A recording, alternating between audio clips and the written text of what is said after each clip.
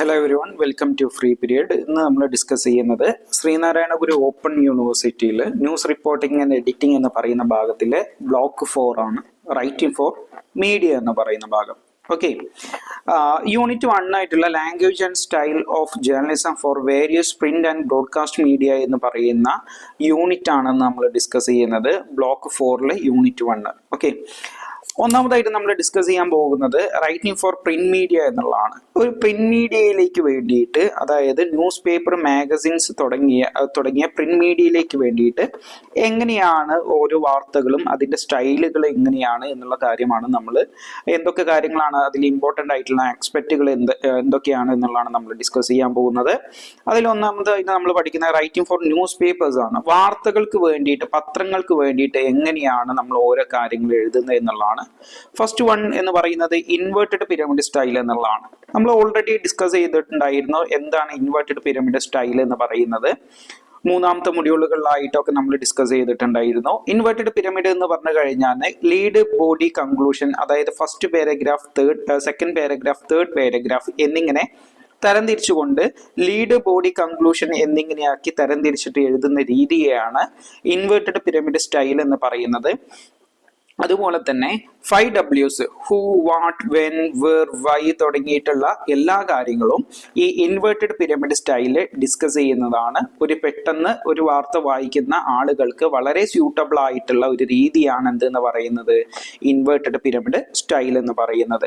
ഇനി രണ്ടാമത്തതാണ് objective tone എന്ന് പറയുന്നത്. ഒബ്ജക്റ്റീവ് ടോൺ എന്ന് പറഞ്ഞു കഴിഞ്ഞാൽ ഒരു presenting fact without inserting personal opinions or biases എന്നുള്ളതാണ്. അതായത് പേഴ്സണൽ ആയിട്ടുള്ള നിങ്ങളുടെ ഇഷ്ടപ്രകാരമുള്ള അല്ലെങ്കിൽ നിങ്ങളുടെ ഒപ്പീനിയൻസോ അല്ലെങ്കിൽ നിങ്ങളുടെ കാഴ്ചപ്പാടുകളോ ഒന്നും ഉൾക്കൊള്ളിക്കാതെ എന്താണ് ഫാക്ട്, എന്താണ് ശരിയായിട്ടുള്ള കാര്യങ്ങൾ അത് മാത്രം പറയുന്ന രീതിയെയാണ് ഒബ്ജക്റ്റീവ് ടോണുകൾ എന്ന് പറയുന്നത്.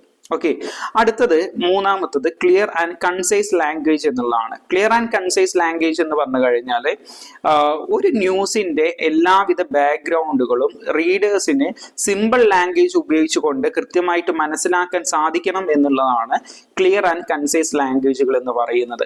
അടുത്തത് ഹെഡ്ലൈൻസ് എന്നുള്ളതാണ്. ഹെഡ്ലൈൻ എന്ന് പറഞ്ഞു കഴിഞ്ഞാൽ എന്താ, ഒരു സ്റ്റോറിയുടെ അറ്റൻഷൻ ഗ്രാബ് ചെയ്യുന്ന ഏറ്റവും ഇമ്പോർട്ടൻ്റ് ആയിട്ടുള്ള ഒന്നാണ് എന്ന് പറയുന്നത് ഹെഡ്ലൈൻ എന്ന് പറയുന്നത്. ആ സ്റ്റോറിയുടെ പ്രധാനപ്പെട്ട കാര്യങ്ങൾ സമ്മറൈസ് ചെയ്തുകൊണ്ട്, അതായത് ഏറ്റവും പ്രധാനപ്പെട്ട കാര്യങ്ങൾ വളരെ ഷോർട്ടായിട്ട് പറയുന്ന ഒരു ഏരിയ കൂടിയാണ് എന്തെന്ന് പറയുന്നത് ഹെഡ്ലൈൻ. ആ ഹെഡ്ലൈൻ വായിക്കുമ്പോഴാണ് നമുക്ക് ആ ബാക്കിയുള്ള സ്റ്റോറി നമുക്ക് വായിക്കാനുള്ള ടെൻഡൻസി നമുക്ക് തോന്നുന്നത്. ഓക്കെ, അടുത്തത് ആട്രിബ്യൂഷൻ ആൻഡ് സോഴ്സിങ് എന്നുള്ളതാണ്. ആട്രിബ്യൂഷൻ ആൻഡ് സോഴ്സിങ് എന്ന് പറഞ്ഞു കഴിഞ്ഞാൽ നിങ്ങൾക്ക് എവിടെ നിന്നാണ് ഈ ഇൻഫർമേഷൻസ് കിട്ടിയിട്ടുള്ളത്, അതായത് ഒരു സ്റ്റേറ്റ്മെന്റോ അല്ലെങ്കിൽ നിങ്ങൾ ആരെങ്കിലും നിങ്ങൾക്ക് ഇൻഫർമേഷൻസ് നൽകിയതാണ് എന്നുണ്ടെങ്കിൽ അവരുടെ പേരുകൾ, അതുപോലെ തന്നെ നിങ്ങൾക്ക് എവിടെ നിന്നാണ് വാർത്തകൾ കിട്ടിയ ഉറവിടം കൃത്യമായിട്ട് വ്യക്തമാക്കുകയാണ് എന്നുണ്ടെങ്കിൽ അത് വായിക്കുന്ന റീഡേഴ്സിന് അത് കൃത്യമായിട്ട് മനസ്സിലാക്കാനും വിശ്വസിക്കാനുള്ള സാധ്യതകൾ കൂടുതലാണ്. അതാണ് ആട്രിബ്യൂഷൻ ആൻഡ് സോഴ്സിങ് എന്ന് പറയുന്നത്. അടുത്തത് use of the active voices എന്നുള്ളതാണ്. ആക്റ്റീവ് വോയിസസ് എന്ന് പറഞ്ഞു കഴിഞ്ഞാൽ ക്ലിയർ ആൻഡ് മോർ ഡയറക്റ്റ് എന്നുള്ളതാണ്. അതായത് ആക്റ്റീവ് വോയിസുകളിൽ നമ്മൾ ഉപയോഗിക്കുന്ന സമയത്ത് വളരെ ക്ലിയർ ആയിട്ടും ഡയറക്റ്റ് ആയിട്ടും നമ്മൾ നേരിട്ട് പറയുന്ന രീതിയിലൂടെ ആയിരിക്കണം നമ്മൾ വാർത്തകൾ പറയേണ്ടത്. അടുത്തത് അവോയ്ഡ് ജാർഗൻ ആൻഡ് അബ്രിവിയേഷൻസ് എന്നുള്ളതാണ്. അതായത് ജാർഗൻസ് എന്ന് പറഞ്ഞു കഴിഞ്ഞാൽ എന്താണ്, ഒരു ടെക്നിക്കൽ ടേമുകളെയാണ് എന്തെന്ന് പറയുന്നത്, ജാർഗനുകൾ എന്ന് പറയുന്നത്. അപ്പൊ അത്തരത്തിലുള്ള ജാർഗനുകൾ കാര്യങ്ങളൊന്നും നമ്മൾ എന്ത് ചെയ്യാൻ പാടില്ല, ഉപയോഗിക്കാൻ പാടില്ല. ജാർഗനുകൾ ഉപയോഗിക്കുമ്പോൾ, ടെക്നിക്കൽ ടേമുകൾ ഉപയോഗിക്കുന്ന സമയത്ത് ചില ആളുകൾക്ക് അത് മനസ്സിലാക്കാൻ സാധിക്കുന്നില്ല എന്നുണ്ടെങ്കിൽ അതൊരു ബുദ്ധിമുട്ടായിട്ട് വരും. അടുത്തത് പ്രൂഫ് റീഡിംഗ് എന്നുള്ളതാണ്. പ്രൂഫ് റീഡിംഗ് എന്ന് പറഞ്ഞു കഴിഞ്ഞാൽ ഗ്രാമേഴ്സ്, സ്പെല്ലിംഗ്, അതുപോലെ തന്നെ പങ്ക്ച്വേഷൻസ്, ഇതിന്റെ എറേഴ്സുകളെല്ലാം എലിമിനേറ്റ് ചെയ്യുക അല്ലെങ്കിൽ ഇല്ലാതാക്കുന്നതിന് വേണ്ടി ഉപയോഗിക്കുന്ന ഒന്നാണ് എന്തെന്ന് പറയുന്ന പ്രൂഫ് റീഡിംഗ്, നമ്മൾ വീണ്ടും വായിക്കുന്ന രീതി. ഓക്കെ, അടുത്തത് അവോയ്ഡ് സെൻസേഷണലിസം എന്നുള്ളതാണ്. അതായത് ഒരു വാർത്തയെ നമ്മൾ ഒരിക്കലും എന്താക്കാൻ പാടില്ല, എക്സാജറേറ്റ് ചെയ്യാൻ പാടില്ല, പൊലിപ്പിച്ച്, അതല്ല എന്നുണ്ടെങ്കിൽ അനാവശ്യമായിട്ടുള്ള കാര്യങ്ങൾ ഉൾക്കൊള്ളിച്ചുകൊണ്ട് ഒരു വാർത്തയെ എന്ത് ചെയ്യാൻ പാടില്ല, മോഡിഫൈ ചെയ്യാൻ പാടില്ല. അതിനെയാണ് അവോയ്ഡ് സെൻസേഷണലിസം എന്ന് പറയുന്നത്. അപ്പൊ ഇത്രയും കാര്യങ്ങളാണ് എന്ത് ചെയ്യേണ്ടത്, ഒരു റൈറ്റിംഗ് ഫോർ ന്യൂസ് പേപ്പറിൽ പ്രധാനമായിട്ടും ശ്രദ്ധിക്കേണ്ട കാര്യങ്ങൾ എന്ന് പറയുന്നത്. ഓക്കെ, 9 കാര്യങ്ങൾ. ഇനി അടുത്തതായിട്ട് റൈറ്റിംഗ് ഫോർ മാഗസിൻ എന്നുള്ളതാണ്. അതായത് പ്രിന്റ് മീഡിയയിലുള്ള അടുത്ത ഒന്നാണ് എന്തെന്ന് പറയുന്നത്, പ്രിന്റ് മീഡിയയിലുള്ള അടുത്തതാണ് എന്തെന്ന് പറയുന്നത് റൈറ്റിംഗ് ഫോർ മാഗസിൻസ് എന്ന് പറയുന്നത്. മാഗസീനുകൾ ടിപ്പിക്കലി നമുക്ക് മന്ത്ലി ഇറങ്ങുന്ന മാഗസീനുകൾ ഉണ്ട്. അതിൽ ആർട്ടിക്കിൾസ് ഉണ്ടായിരിക്കും, ഹ്യൂമൻ ഇൻട്രസ്റ്റഡ് സ്റ്റോറീസ് ഉണ്ടായിരിക്കും, പ്രൊഫൈലുകൾ ഉണ്ടായിരിക്കും, ഇൻഡെപ്ത് ആയിട്ടുള്ള റിപ്പോർട്ടിങ് കാര്യങ്ങളൊക്കെ ഒരു മാഗസിൻസിൽ ഉണ്ടായിരിക്കും.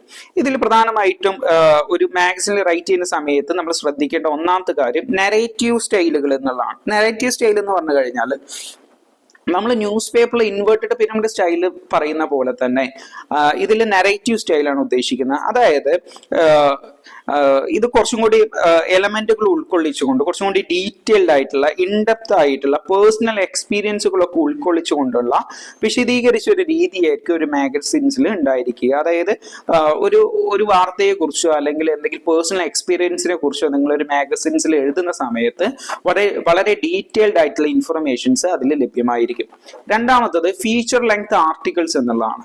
ഫീച്ചർ ലെങ്ത് ആർട്ടിക്കിൾസ് എന്ന് പറഞ്ഞു കഴിഞ്ഞാൽ more in-depth than news paper stories എന്നുള്ളതാണ്. അതായത് ഒരു ന്യൂസ് പേപ്പറിൽ കാണുന്ന ഒരു സ്റ്റോറിയേക്കാളും ഒരു വാർത്തയേക്കാളും കൂടുതൽ ഇൻഡെപ്ത് ആയിട്ടുള്ള ആയിരിക്കും, അല്ലെങ്കിൽ കൂടുതൽ ആഴത്തിൽ ഒരു പ്രശ്നത്തെക്കുറിച്ച് ഒരു വാർത്തയെക്കുറിച്ച് ഡിസ്കസ് ചെയ്യുന്ന ഒന്നായിരിക്കും ഫീച്ചർ ലെങ്ത് ആർട്ടിക്കിൾസ് എന്ന് പറയുന്നത്.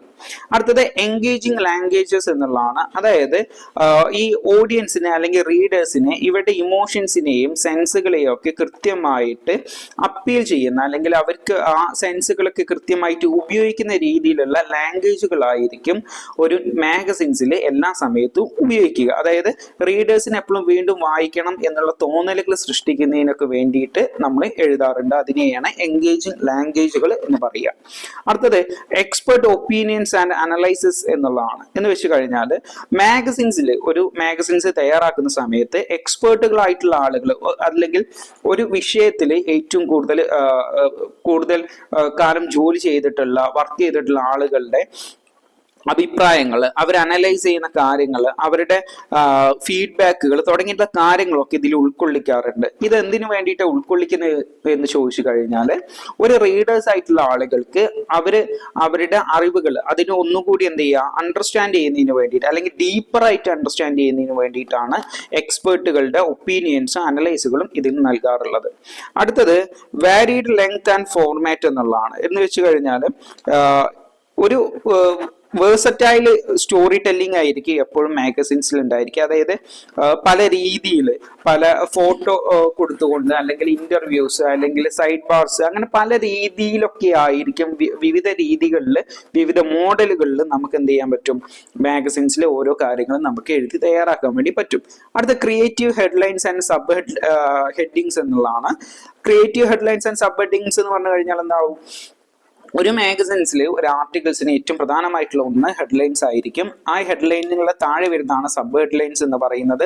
അതിൽ കുറച്ചും കൂടി ക്രിയേറ്റീവ് ആയിരിക്കും. അതായത് റീഡേഴ്സിനെ കുറച്ചും കൂടി ആർട്ടിക്കിൾസ് എക്സ്പ്ലോർ ചെയ്യുന്നതിന് വേണ്ടിയിട്ട് അവരെ അട്രാക്ട് ചെയ്യിപ്പിക്കുന്ന രീതിയിലായിരിക്കും എന്ത് തയ്യാറാക്കിയിട്ടുണ്ടായിരിക്കുക, ഒരു ഹെഡ്ലൈൻസും സബ് ഹെഡ്ലൈൻസും ഉണ്ടായിരിക്കുക. അടുത്തത് thematic and life style focus എന്നുള്ളതാണ്. അതായത് മാഗസിൻസ് എപ്പോഴും ഒരു തീമിനെ ബേസ് ചെയ്തിട്ടുണ്ടായിരിക്കും. ഇപ്പോൾ ഹെൽത്ത് ആൻഡ് വെൽനെസ് മാഗസിനുകൾ, ഇപ്പോൾ ഹെൽത്ത് ആൻഡ് വെൽനെസ് മാഗസിനുകൾ കൂടുതലായിട്ട് ഫോക്കസ് ചെയ്യുന്നത് സ്വാഭാവികമായിട്ട് ഫിറ്റ്നസ് നോക്കുന്ന, ന്യൂട്രീഷൻസ് നോക്കുന്ന, മെന്റൽ വെൽബീയിങ്ങിന് വേണ്ടിയിട്ടൊക്കെ നോക്കുന്ന ആളുകൾക്കായിരിക്കും. ഇപ്പോൾ ഉദാഹരണത്തിന് വനിത എന്ന് പറയുന്ന ഒരു മാഗസിൻ, അത് കൂടുതലായിട്ടും സ്ത്രീകളെ കേന്ദ്രീകരിച്ചുകൊണ്ടുള്ള ഫോക്കസ് ചെയ്തുകൊണ്ടുള്ള ഒരു മാഗസിൻ.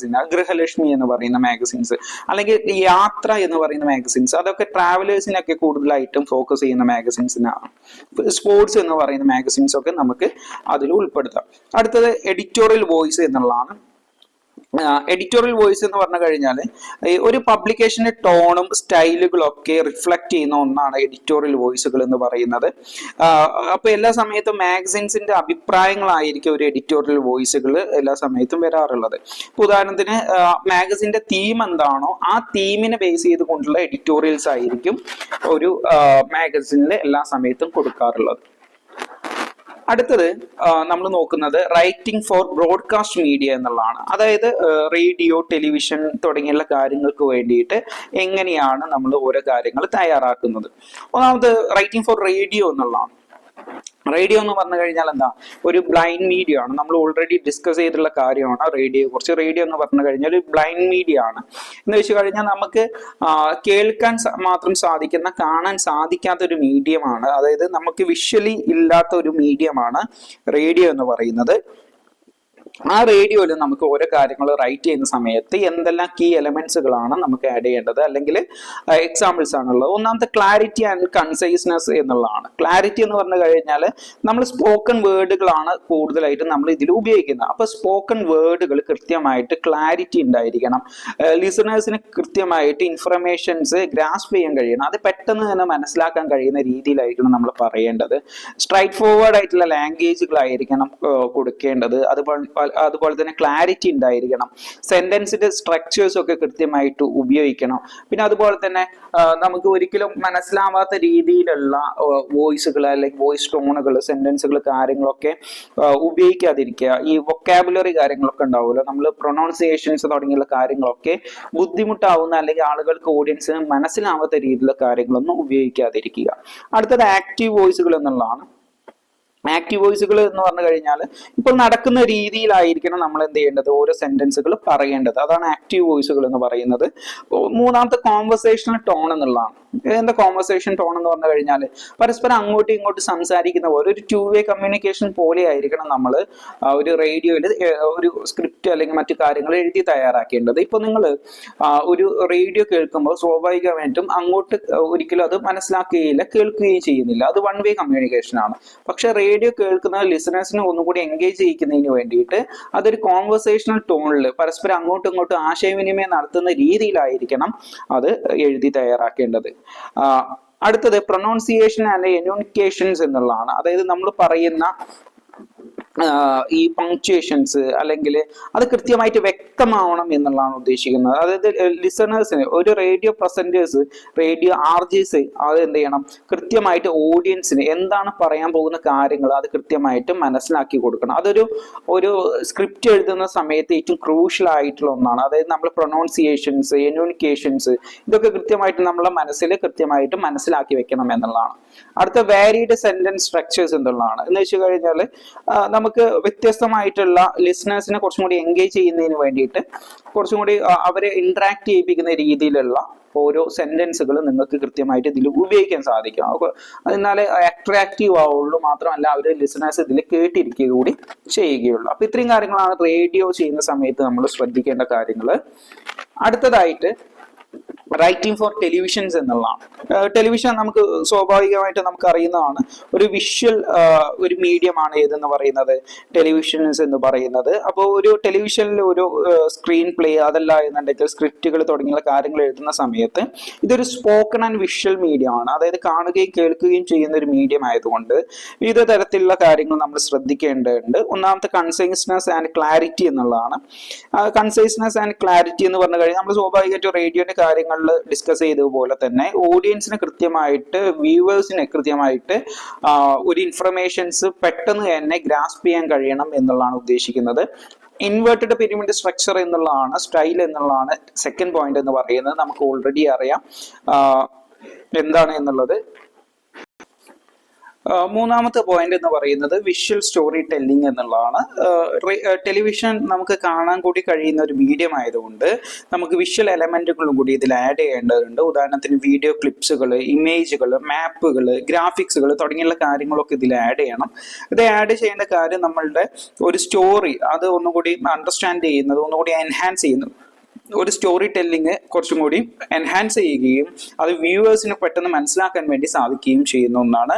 ആക്റ്റീവ് വോയിസ് ആണ് അടുത്ത് പറയുന്നത്, ഓൾറെഡി ഡിസ്കസ് ചെയ്തിട്ടുണ്ടായിരുന്നു ആക്റ്റീവ് വോയിസ് എന്താണെന്നുള്ളത്. കോൺവെർസേഷണൽ ടോണും നമ്മൾ ഡിസ്കസ് ചെയ്തിട്ടുള്ള കാര്യം തന്നെയാണ്, എന്താണ് കോൺവെർസേഷൻ ടോൺ എന്ന് പറയുന്നത്. അടുത്ത സ്റ്റോറി ടെല്ലിംഗ് ടെക്നിക്സുകൾ എന്നുള്ളതാണ്. സ്റ്റോറി ടെല്ലിംഗ് ടെക്നിക്സുകൾ എന്ന് പറഞ്ഞു കഴിഞ്ഞാൽ നിങ്ങളൊരു ടെലിവിഷനിൽ നിങ്ങളൊരു കാര്യം, ഒരു സ്റ്റോറി നിങ്ങൾ പറയുന്ന സമയത്ത് ഇമോഷണലി കണക്ട് ചെയ്യുന്ന രീതിയിൽ ഒക്കെ ആയിരിക്കണം നിങ്ങൾ എന്ത് ചെയ്യേണ്ടത്, ഒരു വീഡിയോ പ്രസന്റ് ചെയ്യുന്നത്. എന്നാൽ ഓഡിയൻസിന് കൃത്യമായിട്ട് അവർക്ക് അവരുടെ മൈൻഡും വീണ്ടും കാണണം എന്ന് പറയുന്ന തോന്നലുകളും കാര്യങ്ങളൊക്കെ ഉണ്ടാവുകയുള്ളൂ. അടുത്തത് പ്രൊനൗൺസിയേഷൻ ആൻഡ് ആർട്ടിക്കുലേഷൻസ് എന്നുള്ളതാണ്. പ്രൊനൗൺസിയേഷൻ ആൻഡ് ആർട്ടിക്കുലേഷൻസ് എന്ന് പറഞ്ഞു കഴിഞ്ഞാൽ കൃത്യമായിട്ടുള്ള നെയിമുകൾ, പ്ലേസ്, ടെക്നിക്കൽ ടേമുകൾ, അതൊക്കെ കൃത്യമായിട്ട് പദവികൾ തുടങ്ങിയുള്ള കാര്യങ്ങൾ കൃത്യമായിട്ട് നമ്മൾ പ്രൊനൗൺസ് ചെയ്യണം എന്നുള്ളതാണ്. അടുത്തത് ടൈംലിനെസ് എന്നുള്ളതാണ്. ടൈംലിനെസ് എന്ന് പറഞ്ഞു കഴിഞ്ഞാൽ ഒരു ടെലിവിഷന് എല്ലാ സമയത്തും എന്താണ് ലേറ്റസ്റ്റ് ആയിട്ടുള്ള ഡെവലപ്മെന്റ്സുകൾക്ക് വീണ്ടും വീണ്ടും വിധേയമായി കൊണ്ടിരിക്കുന്ന ഒന്നാണ്. അതുപോലെ തന്നെ be ready to update stories as new information become available എന്നുള്ളതാണ്. എന്ന് വെച്ച് കഴിഞ്ഞാൽ കഴിയുന്നതിലും വേഗം തന്നെ നമ്മൾ എല്ലാ കാര്യങ്ങളും അപ്ഡേറ്റ് ചെയ്യാൻ വേണ്ടി ശ്രമിക്കണം. ടൈം പരമാവധി കുറവായിരിക്കും ഒരു ടെലിവിഷനിൽ. അവോയ്ഡ് ജാർഗൻസ് ആൻഡ് അബ്രിവിയേഷൻസ് എന്ന് പറഞ്ഞു കഴിഞ്ഞാൽ ഡിസ്കസ് ചെയ്തിട്ടുള്ളായിരുന്നു. ടെക്നിക്കൽ ടേമുകളും മറ്റു കാര്യങ്ങളും ഉപയോഗിക്കാതിരിക്കുക. ട്രാൻസിഷൻസ് എന്നുള്ളതാണ്. ട്രാൻസിഷൻ എന്ന് പറഞ്ഞു കഴിഞ്ഞാൽ മാറ്റങ്ങൾ എന്നുള്ളത്. ഇപ്പോൾ ഒരു സെഗ്മെന്റ് കഴിഞ്ഞതിന് ശേഷം അടുത്ത സെഗ്മെന്റിലോട്ടുള്ള മാറ്റം എന്ന് പറയുന്നത് വളരെ സ്മൂത്ത് ആയിരിക്കണം. ഒരിക്കലും ഒരു ഓഡിയൻസിനെ ഒരു ഡിസ്ട്രാക്ട് ചെയ്യിപ്പിക്കുന്ന രീതിയിലായിരിക്കരുത് ഒരു ഷോയിൽ നിന്ന് അല്ലെങ്കിൽ ഒരു വീഡിയോ ക്ലിപ്പിൽ നിന്നും അടുത്ത വീഡിയോ ക്ലിപ്പിലേക്കുള്ള മാറ്റം എന്ന് പറയുന്നത്. അപ്പൊ ഇത്രയും കാര്യങ്ങളാണ് നമ്മൾ ഒരു ടെലിവിഷൻ അതിനു വേണ്ടിയുള്ള കാര്യങ്ങൾ റൈറ്റ് ചെയ്യുന്ന സമയത്ത് ശ്രദ്ധിക്കേണ്ട 10 കാര്യങ്ങൾ എന്ന് പറയുന്നത്. Okay. And last writing for internet എന്നുള്ളതാണ്. ഒരു ഇന്റർനെറ്റിൽ നിങ്ങൾ ഒരു പോസ്റ്റ് ചെയ്യുന്ന സമയത്ത് അല്ലെങ്കിൽ നിങ്ങൾ ഒരു ഡിജിറ്റൽ എൻവിറോൺമെന്റിൽ നിങ്ങൾ ഒരു പോസ്റ്റ് ചെയ്യുന്ന സമയത്ത് നമ്മൾ ശ്രദ്ധിക്കേണ്ട കാര്യങ്ങൾ എന്തൊക്കെയാണ് എന്നുള്ളതാണ്. ഒരു ഫാസ്റ്റ് ആയിട്ട് വളരെ സ്പീഡോട് കൂടിയിട്ട് നടക്കുന്ന അല്ലെങ്കിൽ ആളുകൾ ഇന്ററാക്ട് ചെയ്യുന്ന ഒരു ഏരിയ ആണ് ഇന്റർനെറ്റ് എന്ന് പറയുന്നത്. അപ്പൊ ഇന്റർനെറ്റിൽ നമ്മൾ ഒരു കാര്യം എഴുതുന്ന സമയത്ത് ആദ്യം ശ്രദ്ധിക്കേണ്ടത് അറ്റൻഷൻ ഗ്രാബിംഗ് ഹെഡ്ലൈൻസ് ആയിരിക്കും. അതായത് കുറച്ചും കൂടി മോർ എഫക്റ്റീവ് ആയിട്ടുള്ള റീഡേഴ്സിനെ ക്ലിക്ക് ചെയ്യുന്നതിന് വേണ്ടിയിട്ട് അല്ലെങ്കിൽ ഒരു ഹെഡ്ലൈൻസിന് താഴെ തന്നെ നല്ല റീഡേഴ്സിനെ അട്രാക്ട് ചെയ്യിപ്പിക്കുന്ന ഹെഡ്ലൈൻസിന് താഴെ തന്നെ ഉണ്ടായിരിക്കും നിങ്ങൾ ക്ലിക്ക് ടു റീഡ് മോർ എന്ന് പറഞ്ഞിട്ട് കൊടുത്തിട്ടുണ്ടായിരിക്കും. അപ്പോൾ അവർക്ക് വായിക്കാനുള്ള ടെൻഡൻസി കൂട്ടുന്ന രീതിയിലുള്ള ഹെഡ്ലൈൻസും കാര്യങ്ങളൊക്കെ കൊടുക്കുക. SEO ഫ്രണ്ട്ലി കണ്ടന്റ്സുകൾ കൊടുക്കുക എന്നുള്ളതാണ്. SEO എന്ന് പറഞ്ഞു കഴിഞ്ഞാൽ സെർച്ച് എഞ്ചിൻ ഒപ്റ്റിമൈസേഷൻസ് എന്നുള്ളതാണ്. ഗൂഗിള് അതുപോലെയുള്ള സെർച്ച് എഞ്ചിനുകൾ അതൊക്കെ ഗ്രാബ് ചെയ്യുന്ന രീതിയിലുള്ള അവർക്ക് പെട്ടെന്ന് ഉപയോഗിക്കാൻ കഴിയുന്ന രീതിയിലുള്ള കണ്ടന്റുകൾ ഉപയോഗിക്കുക, അത് അപ്ലോഡ് ചെയ്യുക എന്നുള്ളതാണ്. ഇൻവേർട്ടഡ് പിരമിഡ് സ്ട്രക്ചർ ഉപയോഗിക്കുക എന്നുള്ളതാണ്. നമ്മൾ ഓൾറെഡി ഡിസ്കസ് ചെയ്തിട്ടുള്ളതാണ്. അടുത്തത് എൻഗേജിങ് ആൻഡ് സ്കാനബിൾ കണ്ടന്റ്സ് എന്നുള്ളതാണ്. അതായത് ഓൺലൈൻ റീഡേഴ്സിന് അവർക്ക് പെട്ടെന്ന് എന്ത് ചെയ്യാം, ഒരു എല്ലാ വേർഡുകളും ഇങ്ങനെ വായിക്കുന്ന ഒരു ടെൻഡൻസി ഓൺലൈൻ റീഡേഴ്സിന് ഉണ്ടായിരിക്കില്ല. അതുകൊണ്ട് ഒരു ഷോർട്ട് പാരഗ്രാഫിൽ ബുള്ളറ്റ് പോയിന്റുകളൊക്കെ ആക്കിയിട്ടോ അല്ലെങ്കിൽ സബ് ഹെഡ്ലൈൻസുകൾ ആക്കിയിട്ടോ അല്ലെങ്കിൽ മറ്റെന്തെങ്കിലും വിഷ്വലുകൾ കൊടുത്തുകൊണ്ടോ പെട്ടെന്ന് ആളുകൾക്ക് മനസ്സിലാവുന്ന രീതിയിൽ കണ്ടന്റുകൾ നിങ്ങൾ കൊടുക്കണം. മൾട്ടിമീഡിയ ഇന്റഗ്രേഷൻസ് കൊടുക്കാം. അതായത് മൾട്ടിമീഡിയ ഇന്റഗ്രേഷൻസ് എന്ന് പറഞ്ഞു കഴിഞ്ഞാൽ ഇമേജുകൾ, വീഡിയോസ്, ഇൻഫോഗ്രാഫിക്സുകൾ, ഇന്ററാക്റ്റീവ് ഗ്രാഫിക്സുകളൊക്കെ നിങ്ങൾക്ക് റീഡേഴ്സിനെ എൻഗേജ് ചെയ്യിപ്പിക്കും വേണ്ടിയിട്ട് നിങ്ങൾക്ക് അതിൽ ഉൾപ്പെടുത്താൻ സാധിക്കും. ഹൈപ്പർ ലിങ്ക്സ് ആൻഡ് ആട്രിബ്യൂഷൻസ് എന്നുള്ളതാണ് അടുത്ത പോയിന്റ്. ഹൈപ്പർ ലിങ്ക്സുകൾ എന്നൊക്കെ പറഞ്ഞു കഴിഞ്ഞാൽ ലിങ്കുകളാണ്. അതായത് നമ്മൾ വിശദമായ വായനയ്ക്ക് അല്ലെങ്കിൽ കൂടുതൽ അറിയാൻ ഈ ലിങ്ക് ക്ലിക്ക് ചെയ്യുമെന്ന് പറഞ്ഞിട്ട് കാണാറുണ്ടല്ലോ. അപ്പൊ നിങ്ങൾ ഏതെങ്കിലും ഒരു ഇൻഫർമേഷൻസ് നിങ്ങളുടെ സ്റ്റോറിയിൽ കൊടുക്കുകയാണെന്നുണ്ടെങ്കിൽ അത് എവിടെ നിന്നാണ് ആ ഒതന്റിക്കേറ്റ് ആയിട്ടുള്ള ഡാറ്റ നിങ്ങൾക്ക് ലഭിച്ചിട്ടുള്ളത്, ആ ലഭിച്ചിട്ടുള്ള ഡാറ്റയുടെ ലിങ്ക് നിങ്ങൾക്ക് അവിടെ കൊടുക്കാൻ സാധിക്കും. അതാണ് ഹൈപ്പർ ലിങ്ക്സ് ആൻഡ് ആട്രിബ്യൂഷൻസ് എന്ന് പറയുന്നത്. അപ്പോൾ ആളുകൾക്ക് റീഡേഴ്സിന് അത് കൂടുതലായിട്ട് വിശ്വസിക്കാനുള്ള ചാൻസുകൾ കൂടുതലാണ്. അടുത്ത സോഷ്യൽ മീഡിയ ഇന്റഗ്രേഷൻസ് എന്നുള്ളതാണ്. സോഷ്യൽ മീഡിയ ഇന്റഗ്രേഷൻസ് എന്ന് പറഞ്ഞു കഴിഞ്ഞാൽ ഇപ്പോൾ ട്വീറ്റ്സുകളായിക്കോട്ടെ തുടങ്ങിയുള്ള കാര്യങ്ങളൊക്കെ ഉണ്ട്. അതായത് ഈ സോഷ്യൽ മീഡിയ പ്ലാറ്റ്ഫോംസിൽ നിങ്ങൾ എന്ത് ചെയ്യാം, പ്രൊമോട്ട് ചെയ്യാൻ കഴിയും. ഇപ്പോൾ ഷെയർ ബട്ടൺസും കാര്യങ്ങളൊക്കെ ഉണ്ടായിരിക്കും. അതിലൂടെ നിങ്ങൾക്ക് എന്ത് ചെയ്യാൻ പറ്റും, ഷെയർ ബട്ടൺസ് നിങ്ങൾക്ക് ഉൾപ്പെടുത്താം. അതിലൂടെ നിങ്ങൾക്ക് സോഷ്യൽ മീഡിയയിലേക്ക് ഷെയർ ചെയ്യുന്നതിന് വേണ്ടിയിട്ടുള്ള ഓപ്ഷൻസ് കൊടുക്കാം. ഹാഷ്ടാഗുകൾ നിങ്ങൾക്ക് ഉൾപ്പെടുത്താം. ഇപ്പൊ ക്ലൈമറ്റ് ക്രൈസിസ് എന്ന് പറയുന്ന ഹാഷ്ടാഗുകൾ, അങ്ങനെ തുടങ്ങിയുള്ള ഹാഷ്ടാഗുകൾ നിങ്ങൾക്ക് ഉൾപ്പെടുത്താം. അടുത്ത മൊബൈൽ റെസ്പോൺസീവ്നെസ് എന്നുള്ളതാണ്. എന്ന് വെച്ച് കഴിഞ്ഞാൽ നിങ്ങൾ ഒരു ഇന്റർനെറ്റിൽ ഒരു കണ്ടന്റുകൾ നിങ്ങൾ കൊടുക്കുകയാണെന്നുണ്ടെങ്കിൽ കൂടുതൽ ആളുകളും ഉപയോഗിക്കുന്നത് മൊബൈൽ ഫോണാണ്. അതുകൊണ്ട് മൊബൈൽ കൂടി അതിനു കൂടി സ്യൂട്ടബിൾ ആവുന്ന രീതിയിലായിരിക്കണം നിങ്ങൾ എന്ത് ചെയ്യേണ്ടത്, മൊബൈൽ യൂസേഴ്സിന് കൂടി പ്രിഫറൻസ് കൊടുക്കുന്ന രീതിയിലായിരിക്കണം നിങ്ങൾ ഓരോ കണ്ടന്റുകൾ ഉപയോഗിക്കേണ്ടത് അല്ലെങ്കിൽ അപ്ലോഡ് ചെയ്യേണ്ടത്. ഒരു മൊബൈൽ ഫ്രണ്ട്ലി ആയിരിക്കണം. അതായത് മൊബൈലിൽ പെട്ടെന്ന് ലോഡ് ചെയ്യാൻ കഴിയണം, നമുക്കൊരു വെയിറ്റിംഗ് ഇല്ലാതെ ലോഡ് ചെയ്യാൻ കഴിയുന്ന ഒന്നായിരിക്കണം. അടുത്തത് എൻഗേജിങ് ഓപ്പണിങ്സ് എന്നുള്ളതാണ്. അതായത് റീഡേഴ്സിന്റെ അറ്റൻഷൻസ് കുറച്ചും കൂടി ഗ്രാബ് ചെയ്യുന്നതിന് വേണ്ടിയിട്ട് ഫസ്റ്റ് തന്നെ നമുക്ക് എന്ത് ചെയ്യണം, റീഡേഴ്സിന്റെ അറ്റൻഷൻസ് ഗ്രാബ് ചെയ്യുന്നതിന് വേണ്ടിയിട്ട് ഒരു സ്റ്റോറിയുടെ ടീസർ തന്നെ നമുക്ക് കൊടുക്കാൻ സാധിക്കണം. മീൻസ് ഫസ്റ്റത്തെ പാരഗ്രാഫിൽ നിങ്ങൾ എന്തിനെ കുറിച്ചിട്ടാണ് വായിക്കാൻ പോകുന്നത് എന്നതിനെ കുറിച്ച് കൃത്യമായിട്ട് പറയണം. ഒരു ഹുക്ക് ചെയ്തിട്ട് അവരെ എടുക്കാൻ സാധിക്കണം എന്നുള്ളതാണ്. അടുത്തത് ഇന്ററാക്ടിവിറ്റി ആൻഡ് റീഡർ എൻഗേജ്മെന്റ് എന്നുള്ളതാണ്. മീൻസ് റീഡേഴ്സിന് കുറച്ചും കൂടി എന്ത് ചെയ്യുക, എൻഗേജ്മെന്റ് കൊടുക്കുക. ഉദാഹരണത്തിന് കമന്റ് സെക്ഷൻസ് കൊടുക്കാം, പോളുകൾ കൊടുക്കാം, സർവേസ് തുടങ്ങിയുള്ള കാര്യങ്ങളൊക്കെ നിങ്ങൾക്ക് ഉൾപ്പെടുത്താവുന്നതാണ്. അടുത്ത കണ്ടിന്യൂസ് അപ്ഡേറ്റ്സുകൾ എന്നുള്ളതാണ്. കണ്ടിന്യൂസ് അപ്ഡേറ്റ്സുകൾ എന്ന് പറഞ്ഞു കഴിഞ്ഞാൽ കൃത്യമായിട്ട് നിങ്ങൾ അപ്ഡേറ്റ് ചെയ്തുകൊണ്ടേയിരിക്കുക എന്നുള്ളതാണ്. മീൻസ് ഓരോ ഫാസ്റ്റ് ഇവോൾവിംഗ് ന്യൂസ് സ്റ്റോറീസ് ആയതുകൊണ്ട് അതിന്റെ അപ്ഡേഷൻസ് ഇങ്ങനെ വരുന്ന സമയത്ത് ആ ചേഞ്ചുകൾ പെട്ടെന്ന് നിങ്ങൾ അപ്ലോഡ് ചെയ്തുകൊണ്ടേയിരിക്കണം. അതാണ് കണ്ടിന്യൂസ് അപ്ഡേറ്റ്സ് എന്ന് പറയുന്നത്. ഓക്കെ, അപ്പൊ ഇത്രയും കാര്യങ്ങളാണ് ഫസ്റ്റ് യൂണിറ്റിൽ നിങ്ങൾക്ക് ഡിസ്കസ് ചെയ്യുന്നത്. ക്ലാസ്സുകൾ മനസ്സിലായി എന്ന് കരുതുന്നു. Thank you.